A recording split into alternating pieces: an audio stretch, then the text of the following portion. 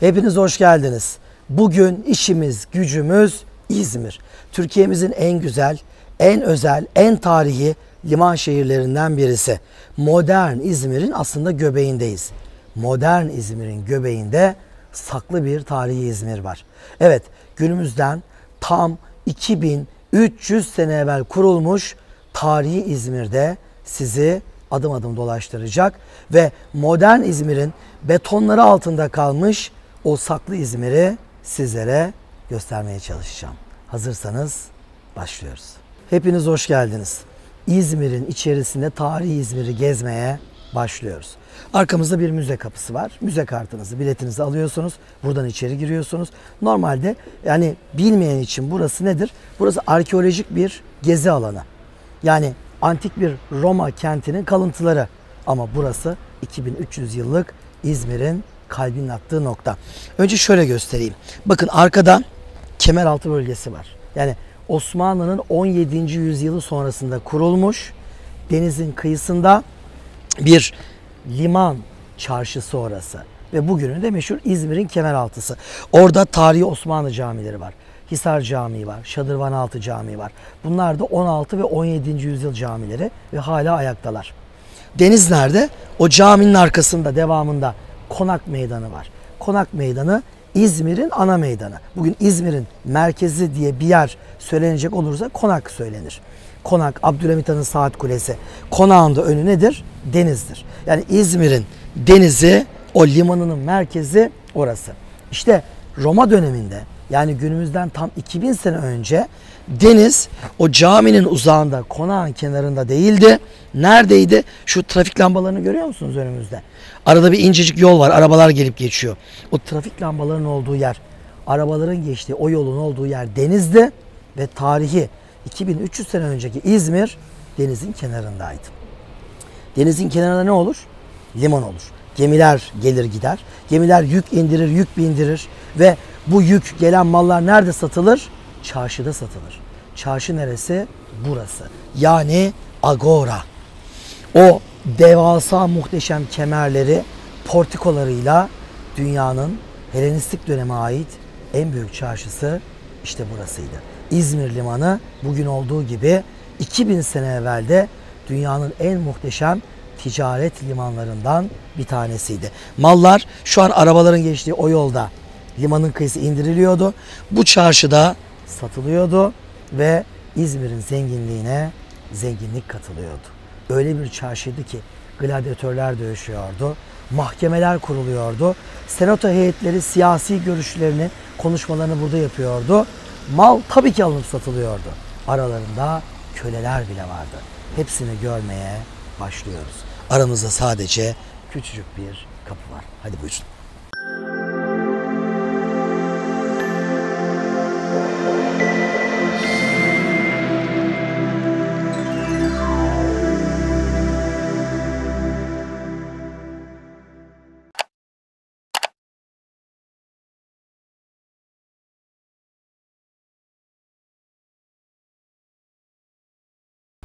Evet, bilet işlemlerimizi hallettik. Artık içeri giriyoruz. Bakın, bizi öncelikli olarak girişte çok güzel bir sunu bölümü karşılıyor. Fotoğraflar var. Birazdan canlı canlı biz bu kemerlerin altına gireceğiz. Yani günümüzden 2000 sene evvel yapılmış tarihi bir çarşıyı gezeceğiz. Bugün çarşı deyince, pazar deyince bizim mahalle pazarları aklımıza geliyor. Şehir pazarları. Ama bu şekilde bir tarihi pazar yeri nasıldı? Agora ne demekti? Helenistik dönemin, yani Büyük İskender'in komutanları burada bir devlet kurdular. Bu devlette ticaret nasıl işledi? Romalılar döneminde nasıl işledi? Osmanlı döneminde nasıl işledi? Bunların hepsini bu kemerlerin arasında yerinde göreceğiz. Şöyle yürüyelim.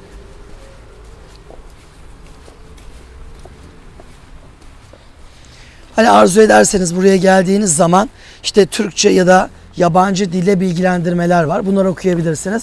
Bugün sizin bunları okumaya ihtiyacınız yok. Ben size fazlasını anlatacağım. Neler neler. Bakın burada mesela hemen girişte bir tane kadın başı görüyorsunuz. Bu gördüğünüz kadın Faustina. Yani özellikle bir karı kocayı daha Agora'nın girişinde. Burası sadece bir agora değil. Tarihi İzmir'in merkezi. girişinde bilmek icap ediyor. Neden? Çünkü milattan sonra 178 yılında korkunç bir deprem oluyor İzmir'de. Ve şehir tamamen yıkılıyor. Yıkılan şehri olduğu gibi ayağa kaldıran adam kim? Gladiator filmindeki o meşhur bilgi imparator Marcus Aurelius. Tabii karısı da ona destek veriyor. Şehrin bir kısmını da karısı Faustina kendi imkanlarıyla tamir ediyor. Ve böylece karı koca büstleri şehrin giriş kapısına konuluyor. Marcus Aurelius'un büstü hala aranıyor. Bulunamadı ama karısınınki bulundu. Şu resmi, fotoğrafı ama birazdan gerçeğiyle karşılaşacaksınız. Hadi geçelim. Bakın burada çok güzel bir hava fotoğrafı var. Bu hava fotoğrafı bize aslında çok şey anlatıyor. Konak Meydanı'nı görüyorsunuz. Şu gördüğümüz yer. Bakın burası İzmir Körfezi. Liman hemen sağ tarafta. Normalde bu gördüğümüz yer dolmuş. Çünkü arkamızda bir dağ var. Arkamızda bir dağ. O dağ şehrin kurulduğu ana yer. Unutmayın, tarihte şehirleri tepelere kurarlar. Aşağı doğru indirirler. Çoğu zaman aşağı indirmezler. Burada indirmek zorundalar. O dağ neresi? Hemen size göstereyim. Şu görmüş olduğunuz dağ. Hemen bu arkamızdaki. Burayı fethettiklerinde işte Aydınoğulları Beyliği buraya Kadife Kale adını vermişler. Yani şehrin aslında yukarı bölgesi, Akropol bölgesi orası. Şu görmüş olduğunuz yer. Kadife Kale olarak bildiğimiz tarihi kale orası. Ve kalede yönetim var. Normalde bir iç kale olur, bir de dış kale olur. İç kalede hükümdar ya da yerel yönetici kalır. İç kalede mescit olur. İç kalede bir takım işte silah depoları olur, garnizon olur. Bir de onun dışında dış kale var. Bugün İstanbul'un dış kalesi neresi? Şehri çeviren surlar. İç kalesi neresi? Topkapı Sarayı'nı çeviren surlar. Aynen bunun gibi. Şimdi ben bugün size tarihi İzmir'in liman bölgesini anlatacağım. Ama yarın öbür gün söz veriyorum. Bir günde tekrar tepeye çıkarız. O tepe bölgede yukarıdaki Akropol'ü anlatırım size. Orada son yıllarda bir kazılar oldu, aklınız durur. Bakın İstanbul'daki yere batan sarnıcının benzerini buldular. Devasa bir sarnıç. Bütün eski dönem gezginleri ve kaynakları bu sarnıcı bize öve öve bitiremiyor. Orada yukarıda bulundu. Acilen restorasyonu bitip halka turizme açılması lazım. Yukarıda kalenin içerisinde Selçuklu'dan kalma İzmir'in en eski camisi var. Kale Mescidi. Onun altında minik bir manastır kalıntısı var. Bunların tamamı ayağa kaldırılmalı ve turizme açılmalı. Bak beni biliyorsunuz. Bence manastır da ayağa kaldırılsın, cami de ayağa kaldırılsın. Ve hepsi turizme açılsın yan yana. Kale zaten Selçuklu Kalesi. Romalılar döneminde de vardı. Helenistik döneme kadar giden bir kale. O gördüğünüz yer. Şehrin nasıl kurulduğunu da anlatmadım size, anlatacağım. Ya bu şehirde yani şu gördüğünüz buradan başlıyor bakın şehir. Buradan derken deniz orada. Denizin orada. Dudağında başlıyor şehir. Yolun olduğu yerden. Buradan ta yukarıya Kadife Kale'ye kadar gidiyor. Eski İzmir burası. Milattan önce 300'lerde Büyük İskender tarafından kuruldu bu şehir. Nasıl, ne şekilde hikayesi az sonra. Şimdi daha ısınma hareketlerindeyiz. Hepsini böyle bir anda anlatıp boğmak istemiyorum. Geze geze, tadını çıkara çıkara konuşacağız. Osmanlı'nın da burada muhteşem izleri var. Neler neler. Tarihi İzmir'i 1317 yılında Türkler fethettiler. Hem de 4 kere fethettiler. Bir de Gavur İzmir diye bir yer var. Müslüman Türk İzmir diye bir yer var. Bugün bu Gavur İzmir tabiri tamamen yanlış anlaşılıyor. İşte bunun da gerçek sebebini yine sizlere anlatmaya çalışacağım. Televizyoncuların o illet tabiriyle az sonra diyerek. Hava çok güzel bugün. İyi bir yağmur yağdı. Hava pırıl pırıl. Çok berrak görüntülerle sizi buluşturacağız. Deniz orada. Şehrin merkezi orada. Tepede soylular, asiller yaşıyor Akropol'de. Aşağı doğru iniliyor. Normalde depremden korkulduğu için güvenlik nedenleriyle daha kolay savunulsun, düşman uzaktan iyi görülsün diye şehirler tepeye kurulur. Ama burada bir istisna var. Bizim denize ihtiyacımız var. Denize yakın olmak zorundayız. Niye? Çünkü gemiler geliyor. Ticaret var. Mal gelecek, mal yüklenecek. O zaman şehri mecburen limana doğru indirmek icap ediyor. O tepedeki şehri aşağı doğru indiriyorlar. Liman orada. Hemen yolun olduğu yer. Şimdi bakın şurada bir caddemiz var. Arabaların geçtiği. Orası İki Çeşmelik Caddesi. O caddenin hemen önü denizde. Ve tabi liman orada olduğu için, ticaretin kalbi burada attığı için bu gördüğümüz devasa ticari yapı Agora buraya inşa edilmiş oldu. Şehrin merkezi yukarısıydı. Şimdi şehrin merkezine Türklerin verdiği isimle Kadife Kale'ye sırtımızı verip limana doğru bakıyoruz. Ve baktığımız zaman işte karşımıza bu gördüğünüz görüntü çıkmış oluyor. Yani şu hava fotoğrafına göre Kadife Kale, arkadaki kale bölgesi burada kaldı. Fotoğrafta gözükmüyor. Kadife Kale'den baktığımız zaman işte bunu görüyoruz. İşte Agora. Aslında U şeklinde bir yapıydı. Gördüğünüz bu yapı üç taraftan ortadaki pazar alanını çeviren portikolar vardı. Osmanlı'da revak dediğimiz bir mimari unsur. Sütunlu bir gölgelik. Ama şu an tabii biz temeldeki bodrum katıyla birinci katın sütunlarını ve sütun kaidelerini görüyoruz. Halbuki 3 katlı muhteşem bir yapıydı. Ve işte az önce söylediğim İki Çeşmelik Caddesi bu. Deniz tam buradaydı. Bakın deniz tam buradaydı. Gemiler buraya kadar yanaşıyordu ve mal indirip bindiriyor. Yani İstanbul'da Haliç'in kenarında Karaköy, Eminönü nasıl bir canlı ticaret merkeziydi?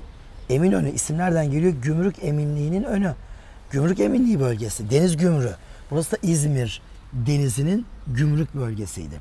Ama maalesef Kadife Kale'den bölgeye akan nehir alüvyollerle burayı doldura deniz taburaya kadar gitti. Tabi bu anlattığım olay yüzyıllar öncesinde oldu. Yani 10. yüzyılda milattan önce 300'de kuruldu İzmir, Simirna. Benim bahsettiğim milattan sonra 10. yüzyılda artık Agora ve bu bölge kullanılamaz hale geldi. Sonra mezarlığa döndü. Önce Hristiyan Roma mezarlığı, sonra Osmanlı mezarlığı oldu burası. Yaşam buralarda olduğu için buraya kaydı. Çünkü denize ne kadar yakın olursanız gemilere, ticarete, paraya o kadar yakın olursunuz. Ve böylece burası ölü bir bölge oldu. Yaşayan canlı bölge burası oldu. Bakın burada Hisar ve Şadırvan camilerini görüyorsunuz. Bunlardan bir tanesi 3. Murat döneminde yapıldı. Bir tanesi 17. yüzyıl. Çünkü Osmanlı yaşam alanı buraya döndü. Bugün İzmir'in Kemeraltı dediğimiz o meşhur çarşısı neresi? Bakın şu gördüğünüz Arastaların bulunduğu bölge. Osmanlı çarşıları. Yani Roma'da Arastalar, ticaret buradayken dolunca denize yakın olsun diye Osmanlı'da çarşılar buraya kaydı. Normalde kemerlerin altında yüzlerce dükkanın bulunduğu bir agorada ticaret yapılırken sonra ticaret buraya kayınca burada hiç kemer olmamasına rağmen Kemeraltı denilen çarşının ismi buraya verildi ve bundan ötürü Kemeraltı dendi. Hayalimiz ne? Hayalimiz şu. Nasıl ki buradaki evler devletleştirildi, yıkıldı. Çünkü tarihi bir özelliği yoktu, kıymeti yoktu. Restore edildi ve altından muhteşem şeyler çıktı. Hayalimiz şu. Agora'dan Kadife Kale'ye kadar olan kısımda hiçbir tarihi niteliği olmayan son dönemde 40-50 yıllık bir takım binalar var. Bunlar da kaldırılmalı. Tabii ki sahipleri mutlu edilmeli. Başka yerlerde daha güzel yerler verilmeli. Ve kale ile Agora arası tam bir kazı alanı olarak tarihi Simirna, eski İzmir ortaya çıkarılmalı. Ya bu şehir var ya, şu gördüğünüz şehir. Bu şehri önce Çaka Bey fethetti. Çaka Bey kim? Anadolu Selçuklu hükümdarı 1. Kılıç Arslan'ın kayınpederi. Tarihte bildiğimiz ilk Türk denizcisi. Çaka Bey İzmir'i o fethetti ilk. Daha sonra Aydınoğulları fethetti. Umur Bey. Önce bir fethetti. Daha sonra bu Cenevizler geri aldılar. İkinci kez fethetmek için kuşattı. Kuşatmada şehit düştü. Şu an Birgi'deki caminin bahçesinde yatıyor. İkinci kez o fethetti. Üçüncü kez burayı Timur fethetti. Timur aldı. Sonra bu yani liman bölgesini muhafaza eden Venedik Ceneviz Katolik grubu geri aldı. Dördüncü ve son kez Fatih Sultan Mehmet'in babası 2. Murat aldı. Yani İzmir tam 4 kere Müslüman Türkler tarafından kuşatıldı, alındı ve tekrar kaybedildi. 2. Murat'ın fethinden itibaren bir daha İzmir elimizden çıkmadı. Bizim İzmir'imiz oldu ve inşallah kıyamete kadar bizim İzmir'imiz olarak kalacak. Ama böyle değil Allah aşkına. Bu bir rezalet. Bu bir çirkinlik. Bu son yüzyılda kimlerin emeği varsa bu çirkinlikte onlara havale ediyorum. Bu çirkinliğin bütün günahını, suçunu bize düşen burayı temizlemek ve tarihi İzmir'i yeniden ortaya çıkarmak. Hazırsanız başlıyoruz. Hadi buyurun. Şimdi içeri gireceğiz. İçeride adamlar işi biliyorlar, Romalılar. Nasıl biliyorlar? Bir anaç kaya var. Şehirden buraya doğru gelen. Anaç kaya hemen şu bulunduğumuz yerin bir 20 metre kadar arkasında bitiyor. Şimdi orada bir pazar alanı yapmış Romalılar. O pazar buraya kadar uzayacak ama kaya bitiyor. Kaya oradan böyle bu şekilde eğimli geliyor. Bunun hemen 15-20 metre gerisinde. Anaç kayaya bina yapmaları gerektiği için pazarı da uzun ve geniş tutmak zorunda oldukları için bu portikolu binayı toprağa temel atıp tutturmayalım, yarın deprem olur yıkılır diye. Anaç kayayla ana kaya, yani bu üstteki yüksek kaya arasını bir depolar binasıyla dolduruyorlar. Şimdi gireceğiz içine. Bu binaların yapılmasının asıl sebebi temelleri ana kayaya tutturabilmek. Ve bu gördüğünüz muhteşem depolama bölgesi içinde dünyanın en eski grafitileri bulundu. Bakın şuradan göstereyim size. Şu gördüğünüz bölge. Bakın galerileri görüyor musunuz? Birinci, ikinci, üçüncü, dördüncü. Burada tam 4 farklı galeri var. Neresi burası? İşte şu gördüğünüz bölge. Tabi bu Agora'da depo olarak kullanılmış buralar. Kölelerin hapsedildiği yer olarak kullanılmış. Gladyatörlerin kapatıldığı yer olarak kullanılmış. Çok amaçlı. Ve tabii ki oraya kapatılan insanlar, orada vakit geçiren insanlar boş durmamışlar. İnsan sever çiziktirmeyi. Eline alır bir şeyi, kömür parçalarını almışlar. İnsanlar o bulundukları ortamlara yazmışlar, çizmişler. Hem de neler neler. Duygularını, düşüncelerini, aşklarını, hedeflerini, zaferlerini, galibiyetlerini. Bakın gladyatör var burada bir tane, gördünüz mü? Neler neler. Affedersiniz, küfürlerini bile yazmışlar. Mücadelelerini yazmışlar, rekabetlerini yazmışlar. Bu grafitilerin olduğu yere de götüreceğim sizi. Şuradan inelim. Hakikaten çok heyecan verici. Şimdi ben yıllardır turizmle uğraşıyorum. Bir sürü tur firmasıyla çalıştım. Birgi turu yapıyoruz. Birgi. Çok güzel bir tarihi şehir, Aydınoğulları'nın başkenti. Tire turu yapıyoruz. Selçuk, Efes turu yapıyoruz. Ama tur firmalarına ya İzmir'e de uğrayalım dediğiniz zaman yıllardır aldığım cevap ne biliyor musunuz? Ya hocam, İzmir'de bir agora var. Allah aşkına bir agora için otobüsü İzmir'e sokmayız diyorlar. İşte İzmirlilerin problemi bu. Siz Kadife Kale'ye kadar bu arayı açmazsanız buraya turist gelmez. Tarihi İzmir'i biz görmek istiyoruz. Evet, hazır mıyız? Artık içeri giriyoruz. Bu tarihi 2000 yıllık Agora'nın içine geçiyoruz. Yani şuralarda Büyük İskender de yürüdü. Onun komutanları Seleukoslara kadar kimler burada yürüdüler. Bakın birkaç saat evvel çok kuvvetli bir yağmur yağdı. Bakın şu an yağmur yok. Yağmur yağdı geçti. Burada bakın bir su sesi geliyor, bir damlamalar oluyor. Bunun sebebi ne? Burası ciddi bir su kaynağı. Bunların hepsini konuşacağız. Hadi gelin yan tarafa geçelim. Birinci galeri burasıydı. Bakın burası birinci galeri. Şimdi birinci galeriden ikinci galeriye geçiyorum. Ayağımızın altında sırf su küntleri var. Burası ikinci galeri. Önce şu grafitilerin olduğu yere geçelim. Şimdi Romalılar burayı bir ticaret merkezi yapmış ama Kadife Kale acayip bir su merkezi. Her yerinden su fışkırıyor. Bundan dolayı bu suyu şehrin kalbinin attığı ticari bölge Agora'ya indirmişler ve Agora'da bunu değerlendirmişler. Bu su hala akıyor, hem de o biçim. Öyle bir kuvvetli pırıl pırıl su var ki burada aklınız durur, İzmir'in göbeğinde. Şimdi burası sadece yaz aylarında her gün birkaç saatliğine görevlilerin gözetiminde turizme açılıyor. İnsanlar giriyorlar, görevlilerin müşahedesi altında duvar resimlerini inceleyip çıkıyorlar. Yani buraya girip buranın içinde çekim yapmak, fotoğraf çekmek yasak. Çünkü dünyanın bugüne kadar bulunmuş en eski ve muhteşem grafitileri İzmir'de, Agora'nın duvarlarında. Ya burada bir yaşanmışlık var. Ben bu yaşanmışlığı merak ediyorum. Siz de merak ediyorsunuz. Bunu görebileceğiniz en net bilgi bu resimlerde. Bakın şurada bir duvar var. Şu gördüğünüz duvarın şu fotoğrafı. Bakın duvarı görüyorsunuz. Soldaki duvar. O soldaki duvarın tam karşıdan çekilmiş fotoğrafı bakın şu. Şu gördüğünüz. Buralar aslında böyle bölüm bölüm dükkanlardı. Bölüm bölüm depo binalarıydı. Yüzyıllar içinde farklı amaçlarla kullanıldı. Gladyatörler buraya kapatıldı. Satılmak için bekletilen köleler buraya kapatıldı. Satılacak mallar buraya yığıldı. İnsan da köle ise affedersiniz ama maldı. Satılacak bir eşyaydı. Ve onlar da buraya konuldu. Buraya satılacak bir eşya konulduğunda duvara bir şey çizemez ama bu bir insansa çizer. Mesela sahiplerine, kızdıkları kişilere küfretmişler. Fallus denilen erkek cinsellik organları yapmışlar. Karşısına da sevmedikleri insanların yüzlerini yapmışlar. Yani bir nevi o küfrü, bedduayı resimleştirmişler. Hedeflerini, hayallerini yazmışlar, zaferlerini. Burada bir gladyatör resimleri var. Ellerini kaldırmışlar, zafer kazanmışlar. Burada rekabet var.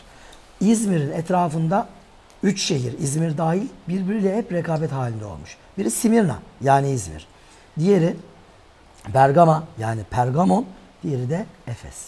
Yani Selçuk diye bir şehir yoktu o zaman. Efes, Efesos.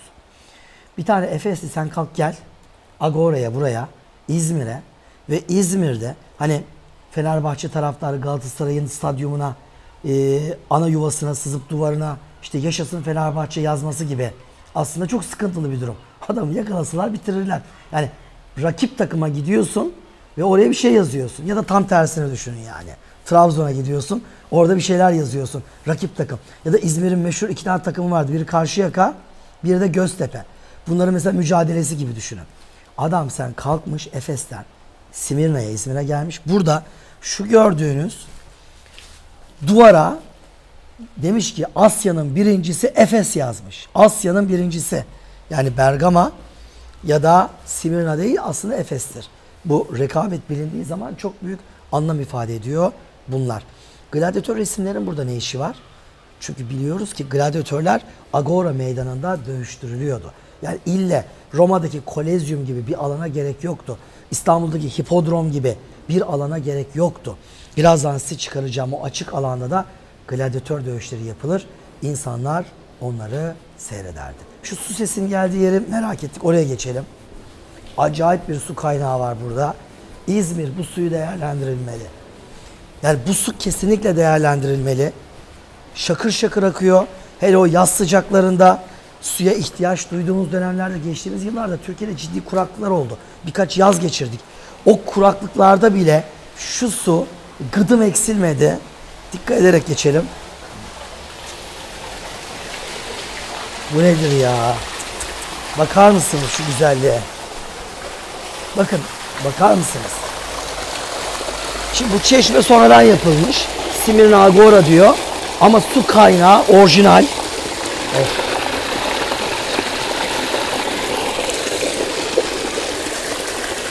Mükemmel.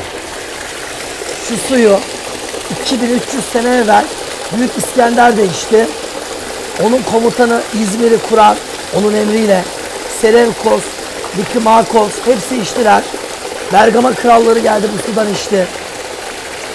Ne bileyim Aydınoğulları geldi. Umur Beyler, Mehmet Beyler bu sudan içti. Osmanlı geldi. 2. Murat İzmir'i fethetti. Bu sudan içti.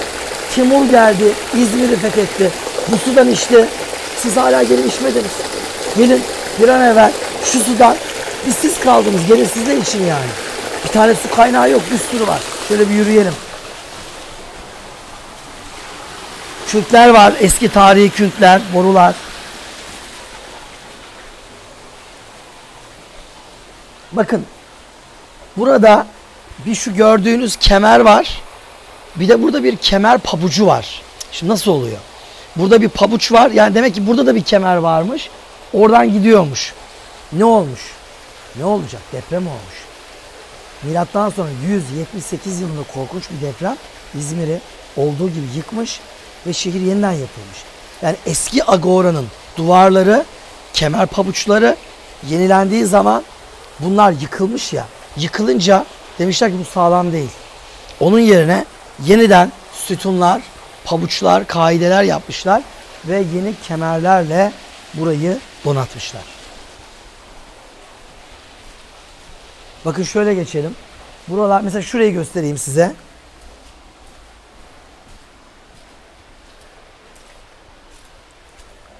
Bakın künkü görüyorsunuz.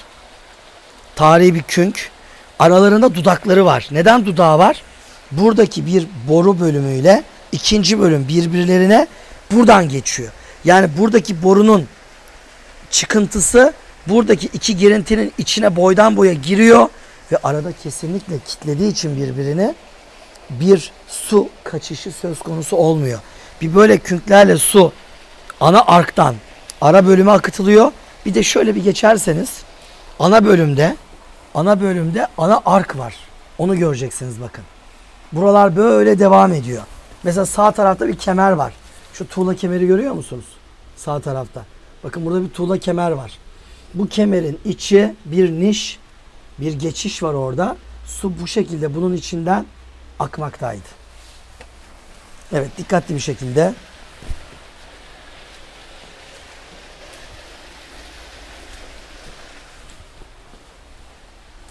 Burada hakikaten çok ciddi su kaynakları var. Hani öyle bir tane, iki tane, üç tane değil. Çok fazla.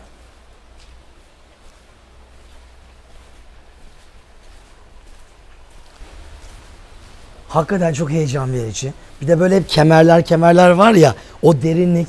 Buraya var ya hiçbir şey için değil, fotoğraf çekmek için bile gelmeniz lazım. Sular akıyor, mükemmel bir şırıltı kulağınızda. Zaten 2000 yıl dokunduğunuz her yer müthiş. Tabii böyle dolu dolu, dünyanın göz bebeği bir şehirde herkes iz bırakmak isterdi. İnsanoğlu bu. Hiçbir şey bulamazsa bir ağaç kabuğuna kalp çiziktiriyor. Okulda okurken sıraya bir şeyler çiziktiriyor. İz bırakmak. Hiç kimse unutulmak istemez. Herkes ebedi olmak ister. Ve böyle bir şehirde dünya ticaretinin kalbinin attığı bir agorada bir sürü kişi iz bırakmış.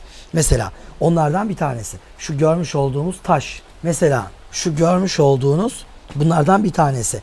Meleknes adında bir adam. Bu adam şehrin Simirna'nın baş rahibiymiş. Daha Hristiyanlık falan yok. Bunlar putperest, Zeus'a, Afrodit'e, Artemis'e tapıyorlar. Ve bu gördüğünüz anıtı yaptırıyor ve burada onun Simirna'nın baş rahibi olduğu ve bölgenin koruyucusu olduğu, önemli bir kişi olduğu, şehre yaptığı yatırımlar, iyilikler bunlar anlatılıyor. Şimdi mesela şurada bir taş daha var. O da çok ilginç. Şu görmüş olduğunuz taş. Burada Neokros diye bir ifade var. Şehre imar eden, şehre çok fayda sağlayan bir kişi. Aurelius ismi de geçiyor kendisinde. Şehrin tapınaklarının hizmetkarı, süpürgecisi. Neokros bu demek. Tapınak süpürgecisi. Bu ünvan kişilere de veriliyor, şehirlere de veriliyor. Mesela bu kişi Neokros ünvanı almış. Geçiyor burada. Tapınak süpürgecisi. Yani yaratıcının ya da o günün tabiriyle tanrıların tapınaklarına çok hizmet etmiş. Para yardımı yapmış, bakımını yapmış ve Neokros olmuş. Tapınak süpürgecisi. Şehirler de bu ünvanı alıyor. Mesela Simirna, Bergama ve Efes'te rakip. Bergama ve Efes bu ünvanı 2 kez almış. Simirna tam 3 kez almış. Bu tapınak süpürgecisi tabirinin bir benzerini Osmanlı padişahları da kullanmış. Gidin Topkapı Sarayı'na ya da Türk İslam Eserleri Müzesi'ne, padişahların sarıklarına taktıkları sorguç vardır. Sorguç uçlarında tüyler vardır. Bu tüyler Kabe'nin avlusunun ya da Medine'de Mescid-i Nebevi'nin süpürüldüğü, tozların alındığı uzun süpürgeler vardır. Saplı. Uçlarında tavus kuşu, deve kuşu tüyleri vardır.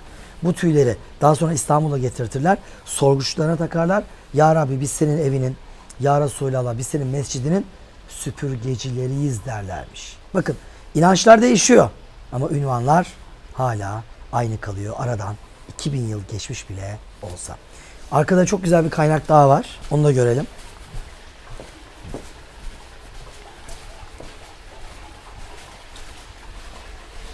Tabii şunu unutmayalım.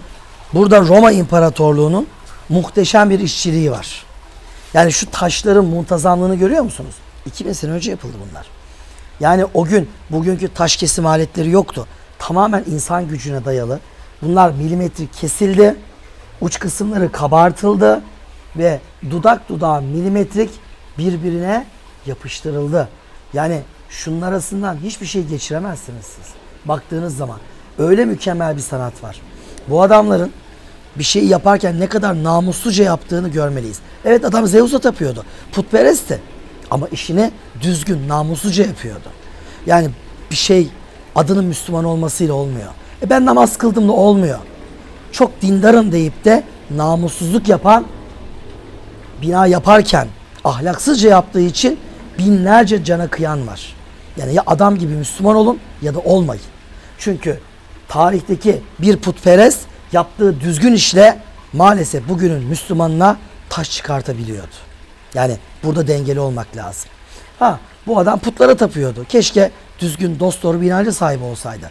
Ama ahlakıyla düzgün ve dürüsttü. Keşke bugünün Müslümanları da bu adamlar kadar azıcık ahlaklı olsaydı da şu depremlerde bu kadar cana kıyılmasaydı.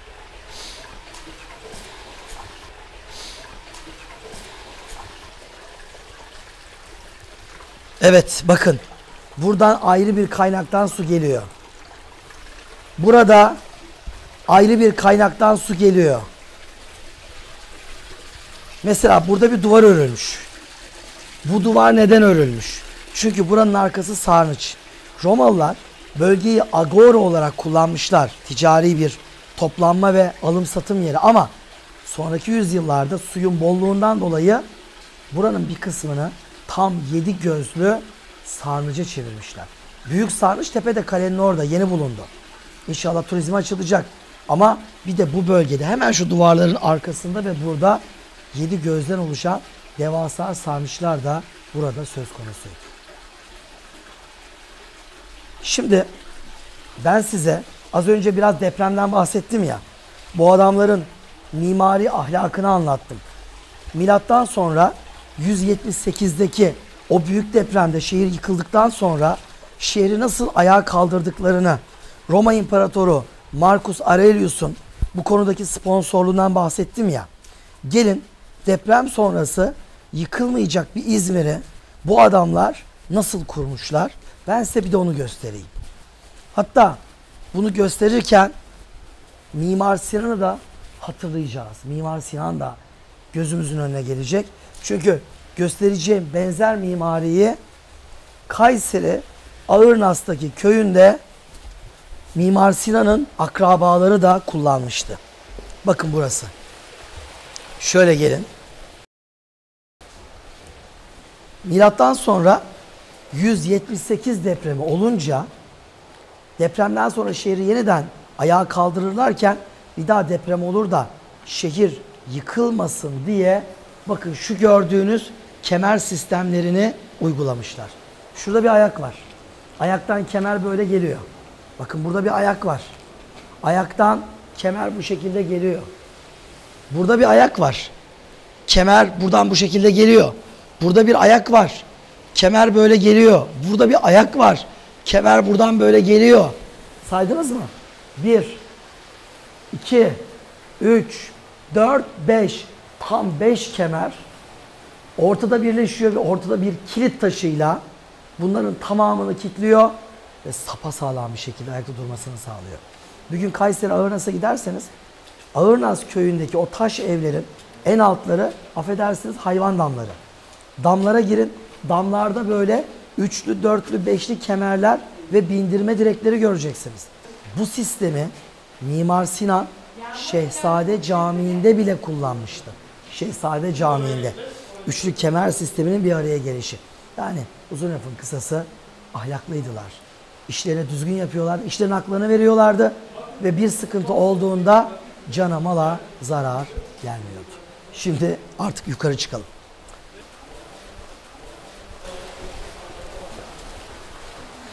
Şimdi bir daha söylüyorum. Şu an biz bodrum katındayız. Agora'nın bodrumu. Bu bodrum niye var? Yukarıdaki yapıyla buradaki kod farkını birleştirmek için var. Yukarıdaki pazarın zeminini bunun üstüne taşıyabilmek için var. Hadi çıkalım.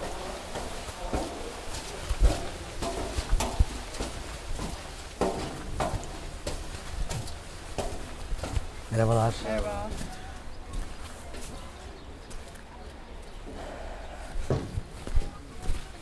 Evet. Meydana çıktık. 2000 sene önce dünyanın en büyük çarşılarından biriydi burası. Agora kelime anlamı olarak toplanma yeri demek. Agora deyince bizim milletin aklına hemen Agora meyhanesi geliyor. Agora meyhanesini görmek istiyorsanız benim İstanbul'daki Fener, Balat, Ayvansaray turuma katılacaksınız. Ben o turda Agora meyhanesine grubu götürüyorum. Hem de meyhane 1880'li yıllarda açılmış. Yani 2. Abdülhamit döneminde orada duruyor. Tabi mahalle Hristiyan mahallesi. Millet şarabı ekmeğe banıyor ve bunu ibadet için yapıyor. Öyle bir yerde içki satılan bir yerin açılması gayet normal Osmanlı coğrafyasında. Bir problem yok. Agora normalde Roma mimarisinde çarşı yeri demek. Şu alanı görüyorsunuz. Bakın şu kocaman alan aynen Roma döneminde 2000 sene önce de böyle bir alandı. Boştu. Niye boş? Çünkü millet sağdan soldan köyden başka kentlerden geliyordu. Tentelerini açıyorlardı. Altlarında aynen bugünün pazar yerleri gibi meyvesini getiriyor, sebzesini getiriyor, dokumasını getiriyor. El ürünü, ahşaptan kaşık koymuş, kaşığını getiriyor. Adam toprakla uğraşıyor, pişirmiş, testi yapmış, testisini getiriyor. Biri satıyor, biri alıyordu. İzmirliler, burası o kadar muhteşem bir canlı alandı ki birçok İzmirli haftanın 3-4 günü buraya muhakkak uğrardı. Sonra evine giderdi. İşi, hayatı, sohbet etmek için buraya gelirlerdi. Hayat burada dönerdi. Kalbi burasıydı. Denizin kenarı. Bütün ticaret burada. İstiklal Caddesi denizin kenarı İstanbul'un. Ya da işte kordon boyu denizin kenarı. Burası da o yer, sosyalleşme alanıydı. Şurada bir bina vardı. Bakın kalıntıları duruyor. Şu şekilde geliyordu. İkinci bina şu gördüğünüz binaydı. Sadece bu bölümün altında ve şu bölümün altında bodrum katı var. Ve bir de burada bir bina vardı. Yakın zaman tamiratlarında kazılarda çıkan portikonun birinci katının sütunları, kaideleri ve sütun başlıkları tekrar üzerine konuldu. Tabii biz buradan bakınca bir şey anlamıyoruz. Tam 3 katlıydı. 3 katlı. Yani şu an gördüğünüz kat birinci kat. Şu gördüğünüz bölüm birinci kat. Bunun üstünde bir ikinci kat, onun üstünde bir üçüncü kat vardı. Roma'nın ihtişamı. Bu bir pazar yeri. Dünyada bu şekilde bir pazar yerinin ikincisini hangi devlet yapmış?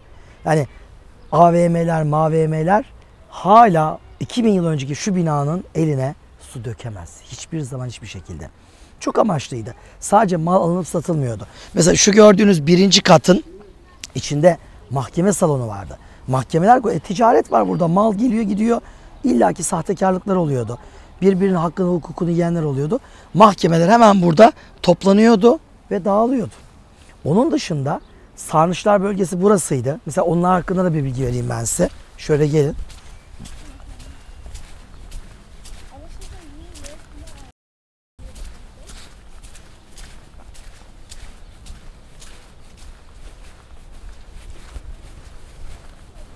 Şöyle çıkalım. Şimdi bakın. Önce bir kamerayı şöyle yanıma alayım. Şurayı bir göstereyim. Burası benim size az önce gezdirdiğim su kanallarının, künklerin olduğu bölge. Bakın görüyorsunuz. Bu bölge. Bakın kemerleri görüyorsunuz. Kemerler. Aynen bu şekilde gidiyor. Şimdi bakın burada ilginç birkaç şey var. Şurada tam şu gördüğünüz bölge Odeon dediğimiz yer. Birkaç farklı ismi var. Odeon da deniliyor. Burası meclis yeri demek. Şimdi Roma şehirlerinde tiyatro vardır. Tiyatronun ne olduğunu biliyoruz. Cimnazyum vardır. Eğitim verilen okul demek. Agora vardır. İşte burası. Pazar yeri demek. Bunun gibi bir de odeonlar var. Yani meclis toplantıları yapılıyor. Müzik dinletileri yapılıyor. Siyasi konuşmalar, tartışmalar yapılıyor. Krizler yönetiliyor.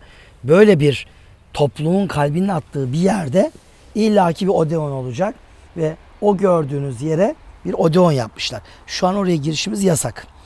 Ben orayı biliyorum. İzinli bir şekilde de gittiğim oldu, gördüğüm oldu ama çekim yapamıyorum orada. Şu an kazı devam ediyor ama bitmek üzere. Bugün yarın ziyarete açacaklarını söylediler. Tiyatro gibi, yani böyle yarım hilal basamaklar var. Birinci basamaklar duruyor. Diğer kısımlar sökülmüş. Günümüze ulaşamamış. Bir de şu çatıyı görüyor musunuz? Şu çatının altında dev tek parça bir mozaik var. Türkiye'de bugüne kadar bulunmuş en büyük mozaiklerden biri. Net olarak oranın ne olduğu bilinmiyor. Sadece tahmin ediliyor.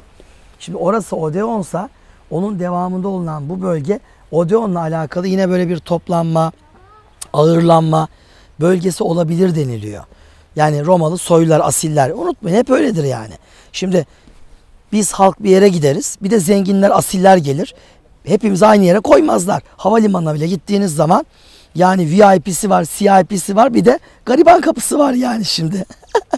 Herkes aynı kapıdan girmiyor. Romalılarda da vardı aynı şey. Bu görmüş olduğunuz yerde çarşıya gelen asil ve soyluların takıldığı bir bölgeydi.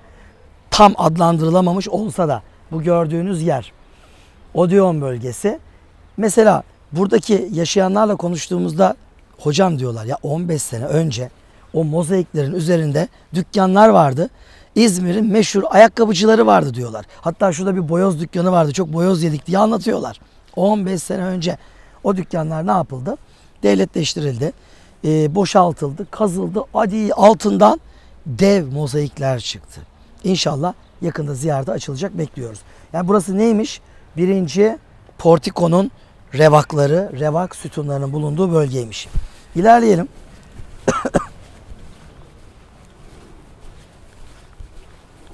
Sizi çarşının kapısına götüreceğim. Agora'nın. Ya bilmek güzel bir şey, biliyor musunuz? Şimdi bilmediğin zaman adam der ki ya koyunları getirsem şurada otlatsam der, sadece ot görür. Ya da adam der ki burada çok güzel mangal yapılır der. Düşünün yani. Ama bildiğiniz zaman şu an benim gözümle burayı bir görün. Şurada binlerce insan. Alış yapan, satış yapan, kavga eden, oturan konuşan, birbirlerinin malını, mülkünü, kölelerini inceleyen, pazarlık yapan, o gürültü böyle alttan alttan kulağıma çarşı pazar gürültüsü geliyor benim böyle. O zaman çok güzel. Zamanda yolculuk yapmak için tarih bilmek zorundasınız. Bakın şu kısım tamamen yenilendi. Şu bölgenin eski portiko taşları duruyor. Bu bölge hiç bulunamadı ve yeni mermerlerle sıfırdan yapıldı. Bakın kaideler hep yeni ama sütunlar orijinal dikildi. Doğrusu bu ve böyle yapılmalı. Evet, geldik. Of zemine bakın. Yani şimdi siz sanıyor musunuz ki elin Romalısı burayı böyle çayır çimen yaptı? Ya hocam işte koyun satmaya geliyoruz. Getirmişken hayvanlar burada otluyorlar. Siz Roma döneminde 2000 sene evvel şurada bir tane ot olduğunu, o kara hindiba çiçeklerinin orada durduğunu mu sanıyorsunuz? Burası jilet gibi mermer zemindi. Onlar da insandı. Senden benden daha insandı. Haberiniz olsun. Yanlış anlamayın. Yani biz sanıyoruz ki en lüks, en medeni insan biziz çünkü iPhone kullanıyoruz. iPhone'lar olmadığı için onlar işte böyle daha yarı evrimleşmiş. Adam bizden daha insandı. Daha medeniydi. Onların tiyatrolarını daha biz yapamadık, haberiniz olsun. Bizim kültür merkezleri daha onlara yetişemedi. Ve şu gördüğünüz zemin bakın burada azıcık kalmış. Gördünüz mü? Mermere bakın. Yeri boydan boya kaplamış. Bu mermer kaplama buradan bu şekilde bütün bir meydanı çevirmekteydi. Ve Agora'nın iki kemerli bir giriş kapısı vardı. İşte burası. Bakın burası çarşının girişiydi. Birinci kemer buradan böyle geliyor. İkinci kemer orada yarım kalıyor. İkinci kemerin devam etmesi için bizim şu duvarı kaldırıp ileriye doğru kazmamız lazım. Yapacak mıyız? Tabii ki yapacağız. Ama buna birilerinin cesaret etmesi lazım. İzmirli yetkililere çok teşekkür ederim. Şu özellikle son yıllarda büyük bir cesaretle kamulaştırma yaptılar. Oradaki varoş evlerin çoğu alındı ve bu bölge açığa çıkarıldı. Ya düne kadar şuralar ev doluydu, dükkan doluydu. Yani buradaki dükkan sahipleri için de üzülüyorum. Ama bunun kazılması lazım. Şart, başka çare yok yani. Kardeşim senin evinin altında tarihi bir eser var. O kişinin parası verilecek. Yani mağdur edilmeyecek, çıkarılacak ve kazı yapılacak. Yani benim evimin altından tarihi çıksa boynum büker çıkarım. Bu böyle olmak zorunda.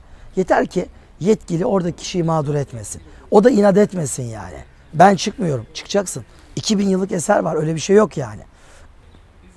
Burası açılacak. Ya adamlar duvarı örerken hiç mi insafınız yoktu ya? Şuna bakar mısınız? En az 400 yaşında sarıklı bir mezar taşı duvarın içine konmuş. Çok var zaten bizde. Döşe gitsin. Yani ecdat mecdat hikaye. Bakın görüyorsunuz tarihi eser. Roma'yı da sokmuş buraya. Osmanlı'yı da sokmuş buraya. Ben her zaman söylüyorum. Bizim son 100 yılımızdaki yöneticilerimizin ve onları takip edenlerin öyle ecdat mecdat hikaye geçin. Ne Roma'ya saygıları vardı ne Osmanlı'ya saygıları vardı. Yıkıp geçtiler. İşte son bir asrın Türkiye'sinin manzarası ortada. Ben açık konuşayım. Ben Roma'yı da seviyorum, Osmanlı'yı da seviyorum. Ve hepsinin korunması gerektiğini düşünüyorum. Onun için Roma'yı da düzgün anlatacağız insanlarımıza. Selçuklu'yu, Aydınoğullarını ve Osmanlı'yı da. Yani şimdi bu kapının kemerinin yarısı boş. Mesela şu an kazı uzmanlarımız, burada kazı başkanlarımız heyecanla Marcus Aurelius'un büstünü, rölyefini bulmaya çalışıyorlar. Bakın karısı orada. Faustina. Şurada bir kemer daha vardı. Kemerin ortasında da Marcus Aurelius vardı. Kimdi Marcus Aurelius? Gladiator filminde çok bilge bir imparator vardı ya. Evet. Bilge bir imparator vardı ya. Hani Gladiator filminde. O bilge imparator oğlu Commodus tarafından hani öldürüldü. O bilge kral. Bu adam çok önemli bir adam. Viyana diye bir şehir var ya, Osmanlı kuşatıp alamadı. Viyana, Avusturya'nın başkenti. Viyana'yı kim kurdu? Bu adam kurdu. Marcus Aurelius kurdu. Viyana'yı kuran adam milattan sonra 178 depreminde İzmir yok oldu. İzmir yeniden kurdu. Yani mesela şu an İzmir'le Viyana kardeş şehir mi bilmiyorum. Ama değilse yetkililere sesleniyorum. Kardeş şehir olsunlar. Çünkü Viyana ile İzmir'i de aynı adam kurdu. Marcus Aurelius. Bakın size Timur'u da anlattım. Fatih'in babası 2. Murat'ı da anlattım. Ama Marcus Aurelius'u da anlatıyorum. Böyle yaparsak bağnaz, yobaz olmayız. Gericiliğin dini yoktur, meşrebi yoktur. Gericilik gericiliktir. Bir taraf var Marcus Aurelius'a tapıyor, çok seviyor. Öbürü 2. Murat'ı çok seviyor. Tek kanatlı kuş olmayın. Hepsini görün, hepsini bilin. Eğer saygı duyulacak insanlarsa saygı da duyun. Faustina kocasına destek verdi. Mesela 1766 depreminde İstanbul'un yarısı yıkıldı. 3. Mustafa karısı Mirişah Sultan'la yıkılan İstanbul'u yeniden ayağa kaldırdı. Bu kadın çok özel bir kadındır. Depremler oluyor geçiyor, kimse Mirişah Sultan'ı konuşmuyor. Eyüp Sultan Camii yıkıldı. Yeniden yaptıran oğlu 3. Selim'de caminin yanındaki bütün sosyal binaları, imaretleri, Sıbyan mekteplerini kim yaptırdı? Mirişah Sultan yaptırdı. Faustina'yı da bileceğiz. Mirişah Valide Sultan'ı da bileceğiz. İşte o zaman adam olacağız. O zaman geleceğe çok daha güçlü adımlarla yürüyebileceğiz. Bu çok önemli. Şimdi bütün bunlardan sonra geliyoruz biraz daha bizim taraflara. Roma İmparatorluğu bunları yaptı. Ama Roma bunları yaparken aslında şehri kuran bir adam vardı. Büyük İskender. Büyük İskender milattan önce 300'lerde babası Filip'in ölümüyle babasının hazırladığı orduyu aldı. Önce Çanakkale Karabiga'ya geldi. Granikos Savaşı'nda Pers kralı 3. Darius'u yendi. Sonra Darius kaçtı. Adana'da İssos Savaşı yapacaklar. Ama İskender Çanakkale'den Ege kıyılarından, Kaz Dağları'ndan aşağı doğru indi. Antik Ege kıyılarındaki İyon şehirlerini gezdi. Mesela Urla'ya uğradı. Urla'da yakın zamana kadar üzerinde hastane bulunan bir adamız var. Klezomenai. Orayı ziyaret etti. Adayla Anakara arasına taştan bir yol yaptı. Denizin içine duruyor. Şehirleri gezdi. Efes'e kadar geldi.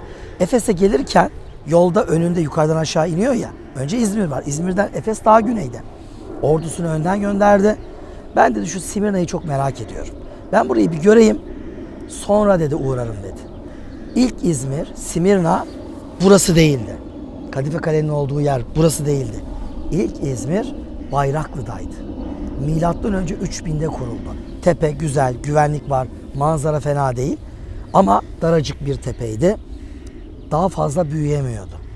Daha sonra Bayraklı'dan kalktı. Bu denize nazır. Liman ya burası. Denize nazır Kadife Kale'nin bulunduğu bu tepeye askerleriyle avlanmaya geldi İskender. Burada avlanırken yoruldu. Dedi ki ben biraz uzanacağım, istirahat edeceğim. Eskiler çok severler öğle uykusu. Hemen böyle bir kıvrılırsın yarım saat can gelir adama. İskender de oraya bir kıvrıldı. Rüyasında kendisine o gün artık kimlere tapıyorsa inandığı güçler dediler ki şehri buraya taşı. Bu uyuduğun yere taşı şehri.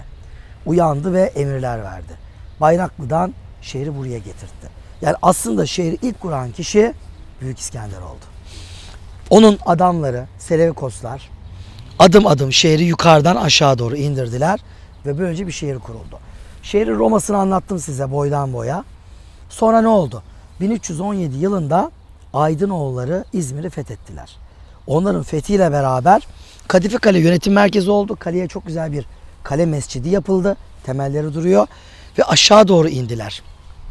Hristiyan Roma döneminde, Pagan Roma'dan sonra bu bölgenin bir kısmı mezarlık olarak kullanılmaya başlandı. Nasıl ya? Şu güzelim, kocaman, devasa ticari merkez Agora söndü mü? Bitti mi? Maalesef. Çünkü Kadife Kale'den buraya doğru akan nehir hemen o caddenin orada başlayan denize aktı ve orayı doldurdu. Tarihte birçok şehir böyle dolmuştur. Efes'in denizi nerede? Limanı biliyorsunuz. Efes Antik Kenti'nin limanı deniz 30 kilometre ileride. Dolmuş. Hep dolmuştur. Birçok şehir, tarihi şehir bu şekilde yok olmuştur. Mesela Dalyan'a gidiyorsunuz. Dalyan'daki antik kent Kaunos. Dünyanın en güzel şehirlerinden. Tepede böyle. Bir liman burada, bir liman burada. Ama o Dalyan'ın suyu aka burayı da dolduruyor, burayı da. Hani böyle kayıklarla, sandallarla İztuzu plajına gidiyorsunuz ya aralardan. Doldu hiç çünkü. Gemi giriyordu oralara. Gemiler giremez oldu. Şu an mavi yengeçlere kaldı o bütün güzelim arazi. Hayat böyle bir şey. Ve Kaunos antik kenti terk edildi. Ticaret yok, gemi yok, para yok, insan da yok. Herkes kaçtı gitti. Burası doldu. Ta Konak Meydanı'na kadar doldu. Dolunca denize bu kadar uzak bir pazar yerini kim ne yapsın? Mal gelmiyor ki. Uzakta. Ve burası öldü. Milattan sonra 7. yüzyılda şehir yani şu bölge iyice söndü. Milattan sonra 10. yüzyılda şu gördüğünüz yerde sadece küçük bir Hristiyan mezarlığı kaldı. Bütün canlılık denize yakın bölgelere taştı. Aydınoğulları burayı fethettiklerinde evet yukarıda Kadife Kale var. Dediler ki kaleden aşağıda bu bölgeyi ne yapalım? Mezarlık yapalım. Ve burası bir Müslüman Türk mezarlığı oldu. Hatta sadece mezarlık değil, Aydınoğulları burayı bir namazgah olarak kullandı.